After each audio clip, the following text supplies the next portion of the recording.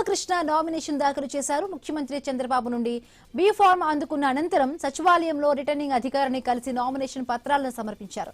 CM చంద్రబాబును గొప్ప దార్శనిక నాయకుడిగా అభివర్ణించారు. ఆయన ఆశయ సాధనలో భాగంగా రాష్ట్ర సమగ్ర అభివృద్ధికి కృషి చేస్తారని తెలిపారు. కేంద్ర ప్రభుత్వ సహకారంతో రాష్ట్ర అభివృద్ధి, విద్యారంగ పురోగతికి తన వంతు పాత్ర పోషిస్తారని పేర్కొన్నారు. తనకు ఈ అవకాశం కల్పించిన సీఎం చంద్రబాబు, మంత్రి నారా లోకేష్ కు కృతజ్ఞతలు తెలిపారు. నామినేషన్ కు ముందు కోరిటపాడులోని ఎన్టీఆర్ విగ్రహానికి నివాళులు అర్పించారు. పార్టీ శ్రేణులు మిత్రులతో కలిసి ర్యాలీగా అమరావతికి చేరుకున్నారు. అనంతరం రాజ్యసభ అభ్యర్థులు సానా సతీష్, చింతకాయల విజయలతో కలిసి వెంకటపాలెంలోని శ్రీ వెంకటేశ్వర స్వామి దేవస్థానంలో ప్రత్యేకమైన పూజలు నిర్వహించారు.